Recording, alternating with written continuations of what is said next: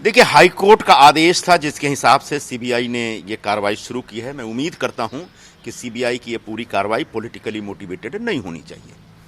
Mumbai police में भ्रष्टाचार बड़े पैमाने पर अंदर तक है और इस भ्रष्टाचार के जो हाथ पैर हैं कहां तक फैले हैं और कौन कौन से लोग इससे जुड़े हैं, निश्चित तौर पर एक बार इसकी जांच होनी ही चाहिए और ईमानदारी से होनी चाहिए।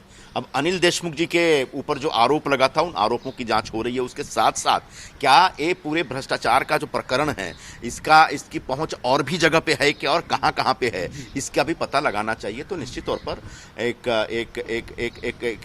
एक महाराष्ट्र सरकार के ऊपर जो भ्रष्टाचार का आरोप लगा था उस आरोप का जवाब देने के लिए, उस आरोप पर सफाई पेश करने के लिए यह जांच को स्वीकार करना पड़ेगा और निश्चित तौर पर जांच के बाद पता चले कि कम से कम मुंबई पुलिस में कौन कहां किस तरीके से अंदर तक इस भ्रष्टाचार में शामिल है और उन सबके खिलाफ कार्रवाई होनी चाहिए। किसी एक व्यक्ति की विच हंटिंग नहीं होनी चाहिए, इसमें कोई पॉलिटिकल मोटिवेटेड कार्रवाई नहीं लगनी चाहिए। सर, जिस गिरफ्तारी के पहले हालांकि उनके खिलाफ मामला दर्ज है, लेकिन बीजेपी के जो नेता हैं, कई नेता महाराष्ट्र के, वो पहले ही चिल्ला रहे थे कि मतलब बोल्ड बयान दे रहे थे कि अनिल देशमुख के खिलाफ मामला दर्ज करने, मामला दर्ज हो गया, अब गिरफ्तारी की मांग करें। इनके बयान को किस तरह देख रहे हैं? क्या इसके पहले पूरा नहीं, ये बड़ा हास्यास्पद लगता है और कहने के रिडिकुलस भी लगता है कि जो जांच एजेंसियां हैं उन एजेंसियों को चुपचाप अपना काम करने देना चाहिए और जांच एजेंसियों को प्रभावित करने का प्रयास नहीं करना चाहिए। और जिस तरीके से नए नए नाम विपक्षी दल की तरफ से, बीजेपी की तरफ से उछाले जाते हैं, उससे पूरी जो जांच की प्रक्रिया है या उसकी जो पारदर्शिता है उसके ऊपर कहीं ना कहीं शक होने लगता है। तो उससे उनको बचना पड़ेगा, वरना ये पूरी कार्रवाई कहीं ना कहीं एक बीजेपी के इशारे पे की गई कार्रवाई जैसी लगने लगेगी। सर, आप ईडी कार्रवाई करी थी, महाराष्ट्र के कई ऐसे नेता है, शिवसेना की बात करें, एमएलए की बात करें, वहीं एनसीपी के नेता की बात करें, वहीं अब सीबीआई गए। तो और आप देखते हैं एजेंसी किस तरह से महाराष्ट्र के कई नेता के मतलब एजेंसी यहाँ पे महाराष्ट्र में आ गई और कार्रवाई करें। तो नहीं, एजेंसी कोई पहली बार आई है और सिर्फ महाराष्ट्र में आई, ऐसा नहीं है। सीबीआई हमारे देश की एक ऑटोनोमस बॉडी है, ठीक है। इसका इस्तेमाल भी समय समय पर सरकारें करती रही हैं, ये भी एक सच है। और इसके ऊपर सुप्रीम कोर्ट ने कब क्या कमेंट किया ये भी पूरी दुनिया को मालूम है, पूरे हिंदुस्तान को कम से कम मालूम है। लेकिन पहली बार सीबीआई किसी भ्रष्टाचार के प्रकरण की जांच करने के लिए आई, ऐसा तो नहीं है और आगे भी आएगी, कहीं ना कहीं जाना ही है इनको। तो इसको एकदम से दूसरे दृष्टिकोण से देखने की आवश्यकता नहीं थी। हाँ, एक बहुत बड़ा मुद्दा था ये, जब एक मुंबई के पूर्व पुलिस कमिश्नर ये आरोप लगाते हैं कि एक हफ्ता वसूली का पूरा रैकेट चल रहा था। तो ये छोटा मोटा मामला नहीं था, इसको इग्नोर नहीं किया जा सकता था और इसकी जांच निश्चित तौर पर मुंबई पुलिस नहीं कर सकती थी क्योंकि ये राज्य का मामला था और राज्य के मंत्री के ऊपर आरोप लगा और राज्य के पूरी सिस्टम पे आरोप लगा था। तो निश्चित तौर पर बाहर की एजेंसियां आएंगी और वो जांच करेंगे। हाँ, जांच ईमानदारी से होनी चाहिए, इसमें किसी प्रकार का एक विच हंटिंग या एक राजनीतिक हेतु नहीं होनी चाहिए। सर, चुनाव चलिए और भी राज्य में, वहीं पश्चिम बंगाल के बीजेपी के द्वारा एक बयान आया है कि अगर हमारी सरकार वहां आती है तो हम लोगों को फ्री में वैक्सीन देंगे। उनके बयान को देखिए, कल ही हमारी कांग्रेस की जो अध्यक्षा हैं श्रीमती सोनिया गांधी जी ने प्रधानमंत्री जी को एक चिट्ठी लिखी और कहा कि जो वैक्सीन देने की आपकी रणनीति है, जो पॉलिसी है, वो दोषपूर्ण है, गलत है। वैक्सीन सबको फ्री में मिलना चाहिए। आप ये नहीं कह सकते कि नौजवानों से हम पैसा लेंगे और बुजुर्गों से नहीं लेंगे या इनसे इतना पैसा लेंगे उनसे उतना पैसा लेंगे। ये सारी बातें बकवास हैं।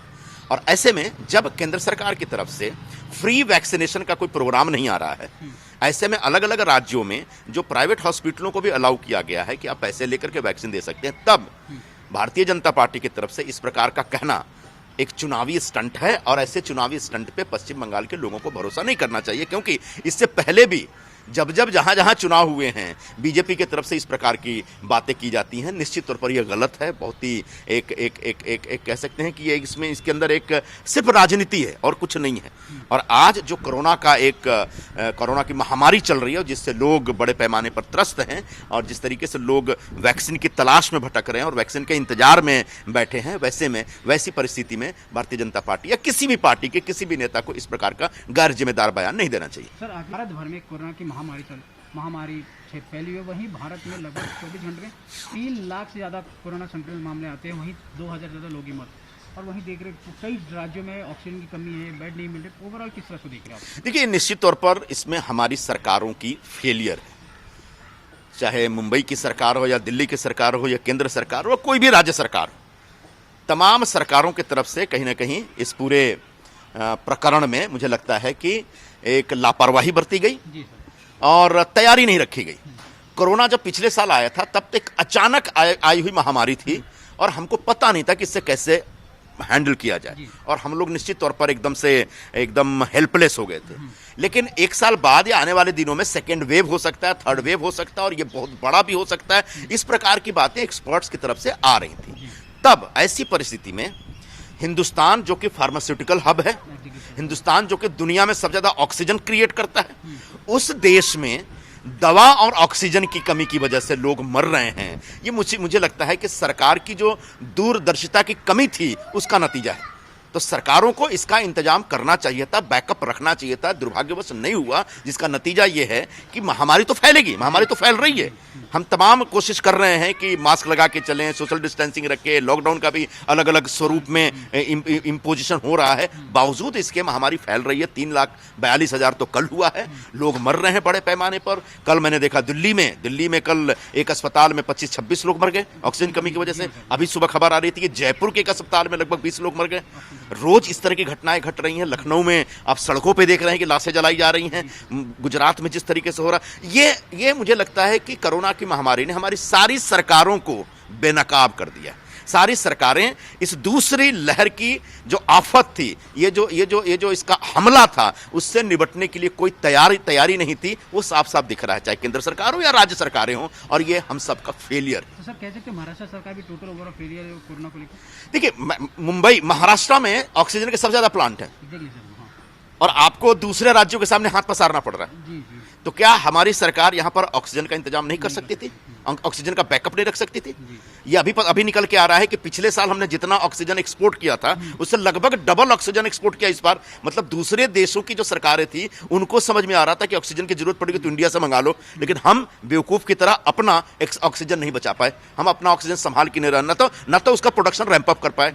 तो ये कहीं ना कहीं सरकार की जो एक होती है, एक विजनरी अप्रोच होता है गवर्नमेंट का, उसकी कमी दिखी, जिसका नतीजा ये है कि एकदम हाहाकार मचा हुआ है पूरे देश में इस समय। धन्यवाद। जी नहीं। आधार पूनावाला सेरम इंस्टीट्यूट वाले जो पूरी दुनिया में एक वैक्सीन मैन बन करके निकल के आए, उनके वैक्सीन के पूरी दुनिया में क्या क्या प्राइस है, क्या क्या रेट कार्ड है, वो हाल ही में निकल के आया है। और ऐसा दिख रहा है कि सबसे महंगा वैक्सीन वो हिंदुस्तान को दे रहे हैं। यूरोप में लगभग $2.25 में दे रहे हैं, इसी तरह से कहीं $3 में दे रहे हैं, कहीं $4 में दे रहे हैं, हम लोग के $8 में दे रहे हैं। मैं आधार पूनावाला से कहना चाहूंगा कि यह भेदभाव बंद करिए। एक तो सरकारों को सबको फ्री में वैक्सीन देनी है, ये एक फैसला है, और ये फैसला होना चाहिए अगर कम नहीं हुआ है तो। और दूसरा, जो पूरी दुनिया में जिस रेट पे दे रहे हैं, यूरोप में खास करके जिस रेट पे दे रहे हैं, ₹150 के आसपास पे दे रहे हैं, बिल्कुल उसी रेट पे हमको भी दीजिए, वरना यह देश आपको माफ नहीं करेगा। यह एक क्राइसिस का टाइम है, एक संकट का घड़ी है। ऐसे में आप प्रॉफिट कमाने के चक्कर में पड़ने के बजाय हिंदुस्तान के सभी नागरिकों को कम से कम जो आपका खर्च है, उस लागत के ऊपर आप वैक्सीन प्रोवाइड करके लोगों को मदद करिए।